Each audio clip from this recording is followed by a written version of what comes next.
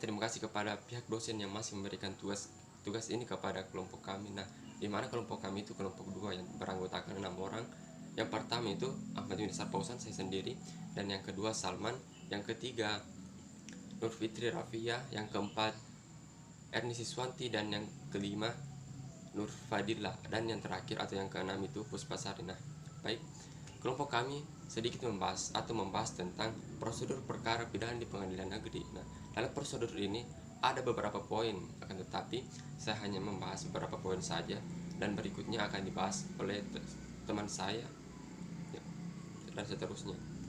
Nah, baik, poin pertama itu dalam prosedur perkara pidana di pengadilan negeri itu yang pertama, penunjukan hakim atau majelis hakim dilakukan oleh KPN setelah panitera mencatat di dalam buku register perkara, kemudian perkara seterusnya diserahkan kepada ketua pengadilan negeri untuk menetapkan hakim atau majelis yang menyidangkan perkara tersebut. Nah, yang kedua itu ketua pengadilan negeri dapat melegalisir pembagian perkara kepada wakil ketua, terutama pada pengadilan negeri yang jumlah perkaranya di atas rata-rata atau perkaranya itu banyak. Nah, yang ketiga itu pembagian perkara kepada majelis hakim secara merata dan terhadap perkara yang menarik perhatian masyarakat. Ketua majelisnya KPN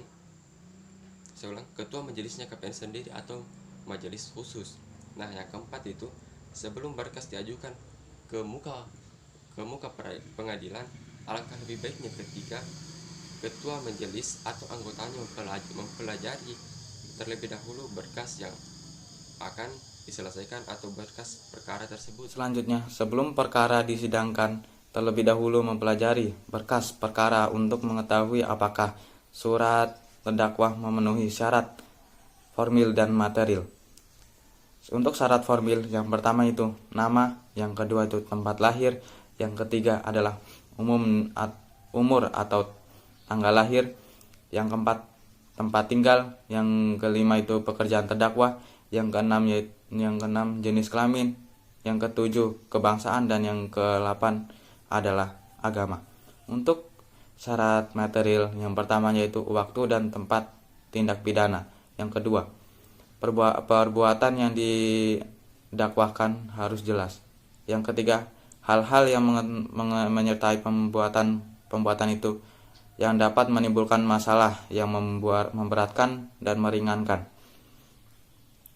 Selanjutnya, mengenai butir A dan B merupakan syarat mutlak. Dalam hal pengadilan berpendapat bahwa perkara menjadi kewenangan pengadilan lain, maka berkas perkara dikembalikan dalam tempo 2 kali 24 jam dikirim kepada jaksa penuntut umum dan pemerintah agar diajukan ke pengadilan yang berwenang. Jaksa penuntut umum selambat-lambatnya dalam waktu 7 hari dapat mengajukan perlawanan terhadap penetapan tersebut. Dalam waktu 7 hari, pengadilan negeri wajib mengirimkan perlawanan tersebut ke pengadilan tinggi atau dalam pasal 149 ayat 1 butir KUHP. 11. Pemeriksaan dilakukan sesuai dengan prinsip-prinsip persidangan, di antaranya pemeriksaan terbuka untuk umum, hadirnya terdakwa dalam persidangan dan pemeriksaan secara langsung dengan lisan.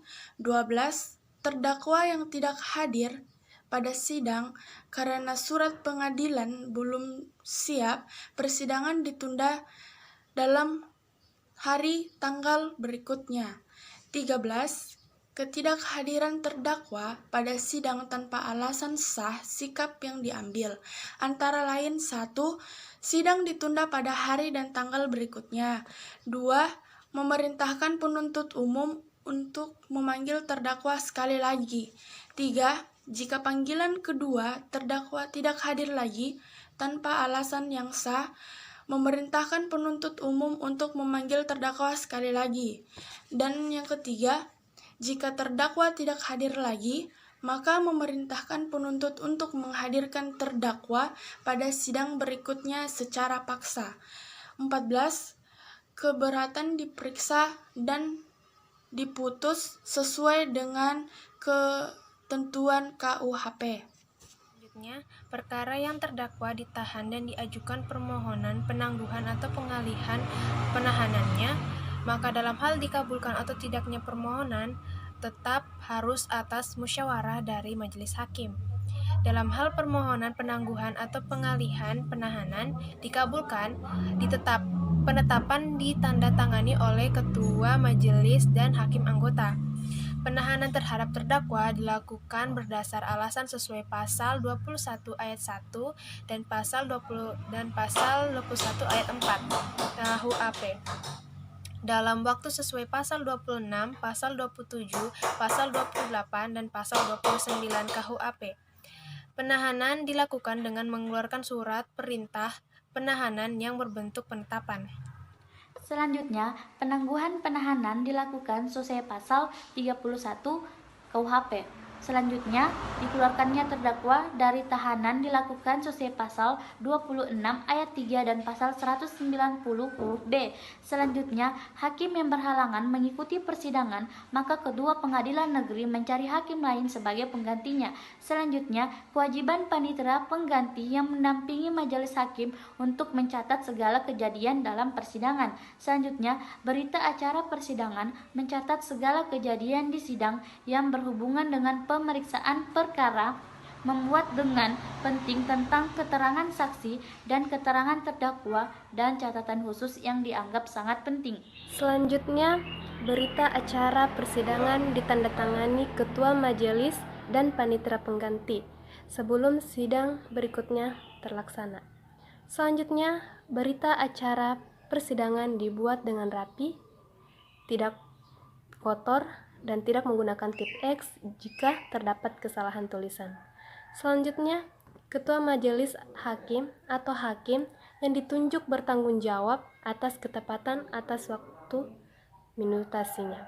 Selanjutnya, segera setelah putusan diucapkan, majelis hakim dan panitera pengganti menandatangani putusan.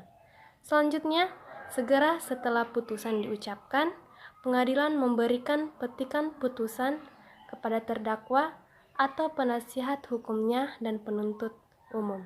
Itulah penjelasan dari kelompok 2 dengan materi produser berperkara pidana pada pengadilan negeri. Kurang dan lebihnya mohon dimaafkan.